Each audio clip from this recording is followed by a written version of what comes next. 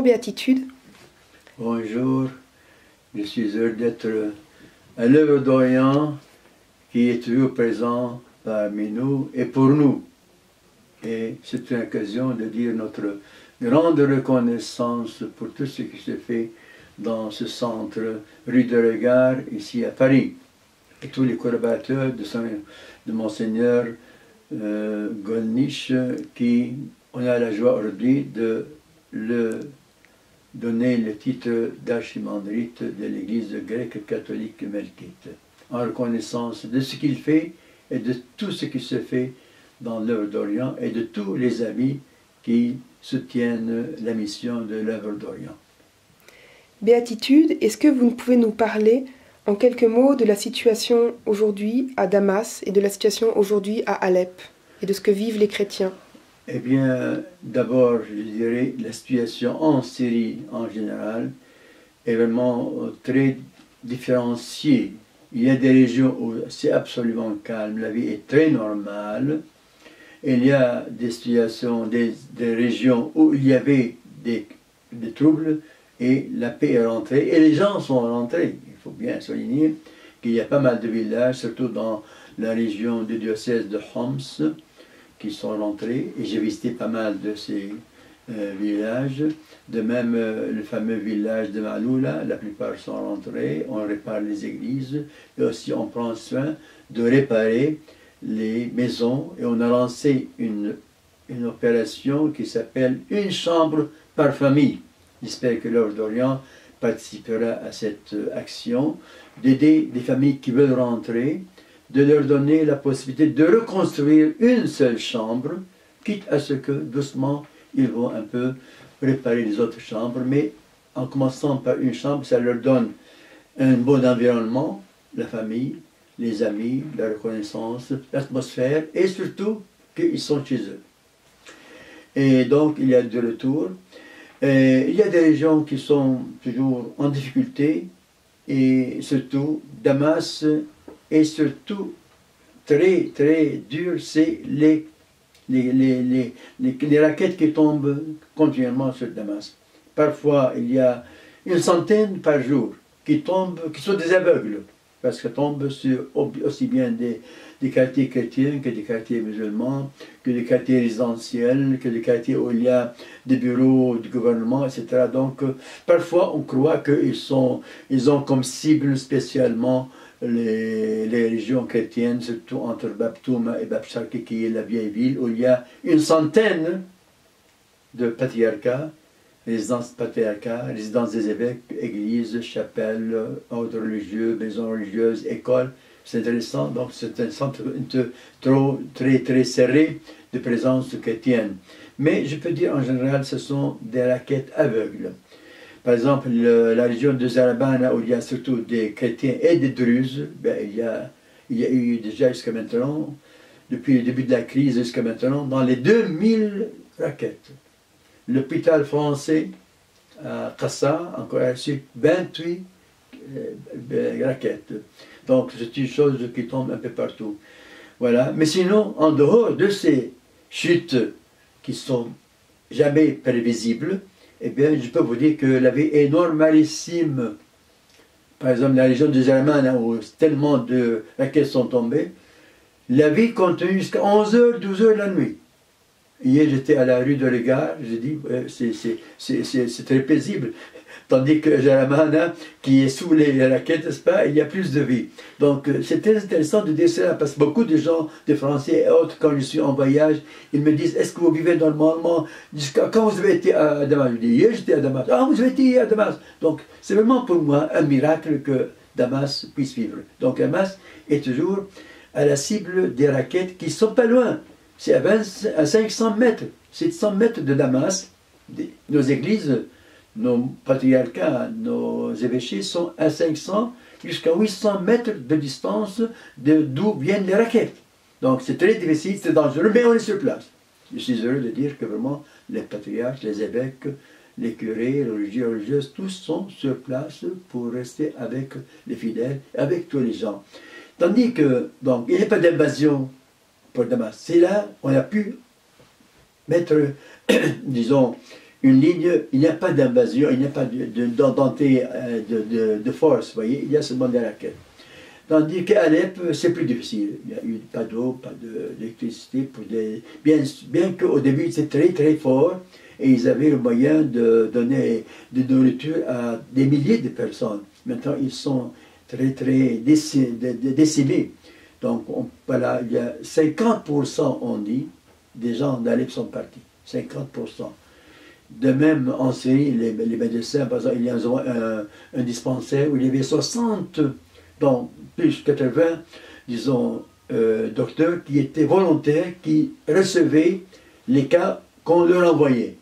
Maintenant, il y a 50 docteurs qui sont partis. Imaginez-vous quel déficit il y a dans la présence de docteurs qui sont capables d'aider les pauvres, les malades, etc.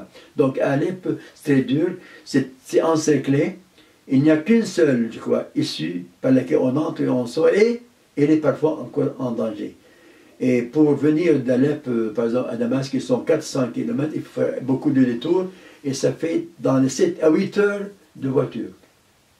Donc, l'Alep vraiment a le plus souffert, je crois. Comme destruction encore, depuis le temps de Noël, de Pâques cette année, le mois d'avril donc, c'est la période la plus dure pour Alep. La plupart des évêchés ont été détruits. Les églises, les anciennes églises des catholiques, des maronites, des latins, des syriens, bien la plupart ont été détruites, ou bien très endommagées, et sans parler des maisons, etc. Donc la situation à Alep est la plus dure, parce qu'elle est visée, une cible, parce que c'est la ville industrielle, et la ville vraiment du travail, de production pour la Syrie. Et autour, et encore, il faut dire que beaucoup encore de champs de pistaches, les pistaches d'Alep qui sont très reconnus, bien ces champs sont détruits en grande partie. Voyez, ou bien on ne peut pas y arriver pour les cultiver. Donc il y a encore des problèmes d'agriculture très durs pour le blé encore, qui est reconnu, le blé syrien. Eh bien, il y a des gens encore qui peuvent arriver, qui peuvent aller chez eux dans leur jardin. Donc il y a encore, pas seulement des gars des maisons, il y a des gars encore de l'agriculture, des oliviers, etc. Donc c'est une situation qui touche pas mal de secteurs de la vie et des produits et des rentrées de nos gens, de nos familles. Donc c'est très dur, surtout les coupes d'électricité pour chauffer, pour les aliments. Tous les aliments sont gâtés dans les frigidaires qui n'ont pas d'électricité. Donc l'électricité, l'eau encore qui manque, ou bien qui a été empoisonnée, etc. Donc il y a vraiment des situations très dures, et je suis dans l'admiration de ce peuple, pauvre peuple syrien, qui est là, qui endure, malgré les migrants, on va voir l'immigration, mais malgré cela, je crois que vraiment c'est un miracle qu'on résiste, et on est là. Et surtout, je suis content qu'il y a une certaine, beaucoup de solidarité entre les différents groupes des Syriens entre eux. Et béatitude, alors est-ce que cette guerre peut être qualifiée de guerre entre chrétiens et musulmans? Jamais, jamais, jamais, jamais, jamais, jamais. Et ce n'est pas une guerre civile encore. C'est une guerre, je ne sais pas comment on peut le donner, c'est une guerre sur la Syrie, contre la Syrie, et une guerre avec un acteur tiers. Moi, je n'ai jamais compris pourquoi il y a une guerre en Syrie. Vraiment, je n'ai pas compris. Avec beaucoup d'objectivité, je ne comprends pas pourquoi on fait la guerre à la Syrie. Laïque, elle est laïque. On dit qu'il est dictateur, ben il est ce qu'il est. Ce n'est pas un dictateur, mais c'est une personne forte. Il y a un régime de service secret qui est fort, mais qui est beaucoup moins, disons, tatillon qu'auparavant. Ça a beaucoup ouvert. Oui, la Syrie était très ouverte pendant ces dernières années, avant la crise, très ouverte, au temps du jeune. Le papa était plus dur, et le parti était plus dur. Maintenant, le parti a s'est développé. Il y a d'autres partis qui sont formés doucement, et puis il y a des écoles, il y a des universités étrangères. On a repris le français, par exemple.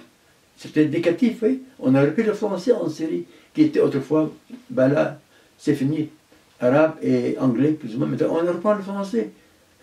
Donc, on a des réminiscences de bonnes relations avec les Français. l'agriculture, les oliviers, c'était le sixième maintenant, on aurait dû être, sans la crise, au deuxième rang d'olives dans le monde entier. Donc il y a des choses, les banques sont là, les investissements. Il y avait une montée très différenciée et surtout différents secteurs en série. Moi je ne comprends pas. Démocratie, on en a un peu, assez, on peut avoir plus, mais parmi les pays arabes, je crois que la Syrie, c'est la plus laïque et une des plus démocratiques. On a des problèmes, bien sûr. Ce n'est pas une guerre de religion. Pardon? Ce n'est pas une guerre de religion. Ce n'est pas du tout une guerre de religion. En effet, mais on peut dire qu'il y a l'influence de religion pour ce qui touche les chiites et les sunnites. Ça peut avoir de l'influence, mais surtout, c'est instrumentalisé et lié au fait de pouvoir. Ce n'est pas purement chiite, sunnite, c'est depuis des siècles, vous voyez, depuis le début de l'islam. Ça a toujours été, et c'est dur, c'est plus dur que nos différences chrétiennes, orthodoxes, catholiques, c'est beaucoup plus dur. C'est sanguin, il faut dire, à travers l'histoire. Mais ces derniers temps, avec l'atmosphère laïque, avec l'atmosphère... Donc, on peut dire qu'il y a une guerre de religion dans le sens que moi, comme autrefois en France, il y avait une guerre de religion. 30 ans, c'était une vraie guerre de religion. Nous, on ne sait pas ça. C'est pas qu'on défendait des dogmes. Les dogmes n'entrent en rien dans ces luttes. C'est plutôt des régions qui sont plus chiites, plus sunnites, et qui, comme résultat, il y a plus de pouvoir. Ils sont plus au pouvoir, ou moins au pouvoir. Donc c'est une différence de pouvoir, c'est une lutte de pouvoir qui a une couleur religieuse instrumentalisée. Et le pire dans toute cette histoire de la série, c'est ces manipulations, instrumentalisation et exploitation. Ces trois points qui pour moi sont les plus importants et surtout le chaos, et on va profiter tous, ou bien pas tous, mais beaucoup aujourd'hui, tablent sur la crise syrienne pour faire du profit. Un peu, c'est les riches de guerre, ou bien les profiteurs. Les riches, on n'est pas devenu riche, mais on devient profiteur de guerre. On parle beaucoup, béatitude, aujourd'hui en France, de réfugiés, de l'afflux de réfugiés. Que pensez-vous du problème migratoire en Europe? Eh bien, la France, c'est la moins touchée par les migrants. Vous savez, j'ai des statistiques, par exemple, sur les 100 mois de septembre passé, 2014, il y avait dans l'Union européenne, les 28 pays de l'Union européenne, il y avait dans les 110 000 réfugiés, surtout de la Syrie, pas des autres pays. Eh bien, la part de l'Allemagne, c'était 35 000, la Suède 39 par là, maintenant ils sont 40 000, tandis que la France avait les 6 000, hein, les 6 000 Syriens, je sais pas, ça a augmenté. Donc c'est un phénomène qui touche pas tellement les Français, mais qui touche toute l'Europe et qui est vraiment très dangereux pour l'Europe. Comment recevoir ces gens? Et pour nous, c'est une hémorragie humaine, disons, mais surtout chrétienne, sentie plutôt chrétiennement, parce que nous sommes un petit nombre. Il y a plus de musulmans qui émigrent, mais ils sont nombreux et ils ont des enfants, ça et là. Ils ont des enfants chez eux, et ils ont des enfants dans le pays où ils arrivent. Et ils font des enfants, tandis que nous, on ne fait pas des enfants. On n'a pas d'enfants, on n'a pas de famille, vous voyez. On a 1, 2, 3. Donc, le grand danger maintenant, c'est un vrai tsunami des migrants, de nos jeunes, surtout à cause du service militaire, à cause de la réserve, et à cause aussi de cette crainte, de cette horreur que cause le Daesh, qui veulent terroriser les gens pour les faire partir. Soit chrétiens, soit autres, c'est pas seulement chrétiens. C'est pas nécessairement en visant les chrétiens, vous voyez. Mais c'est une migration qui est un phénomène qui est donc surtout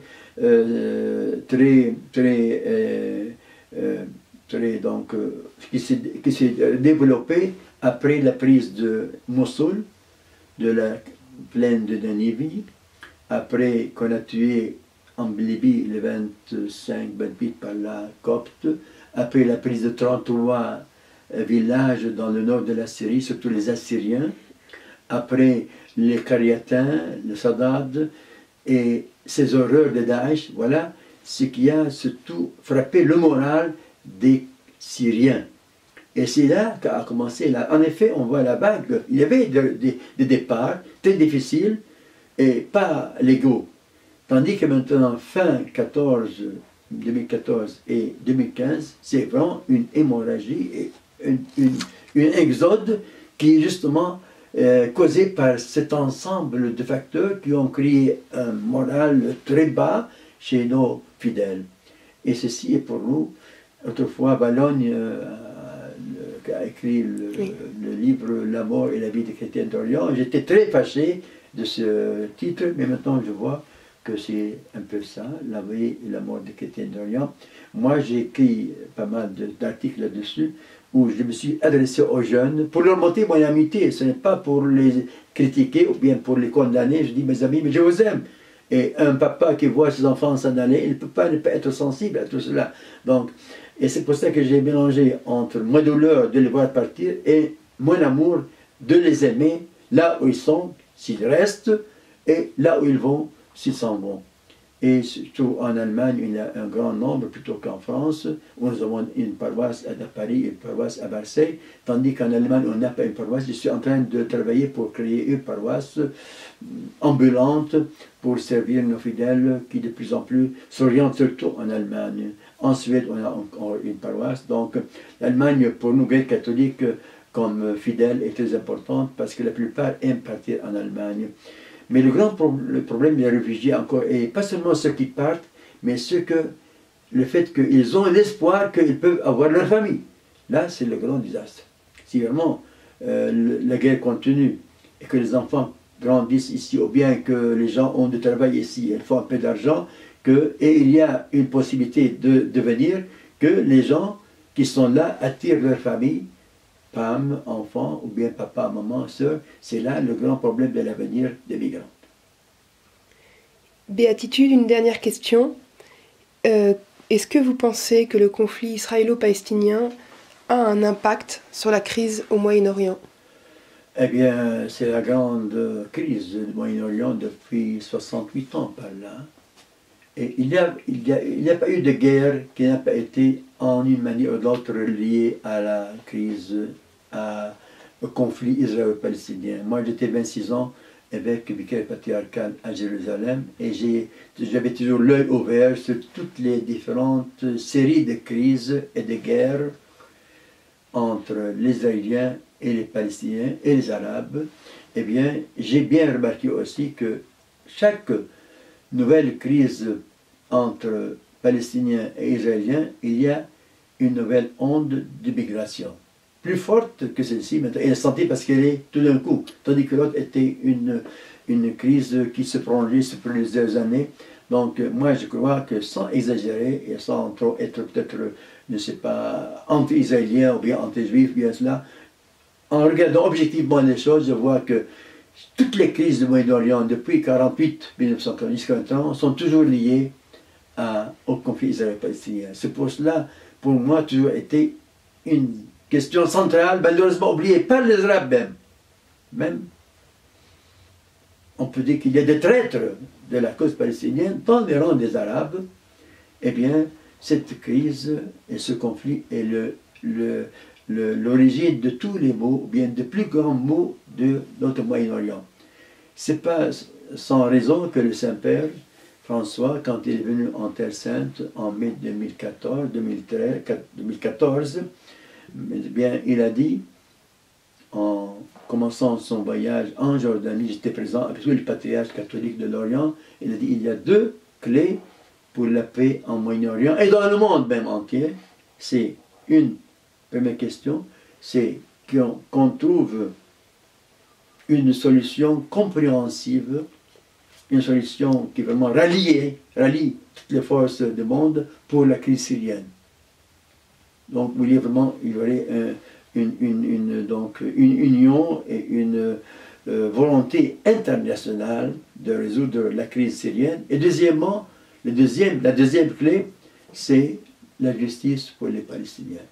C'est pour cela, je crois qu'on ne peut pas mettre de côté la crise palestinienne et le soutien de l'Europe à Israël et la haine, je dis malheureusement, des Arabes contre Israël ou contre les Juifs, ce qui est pire.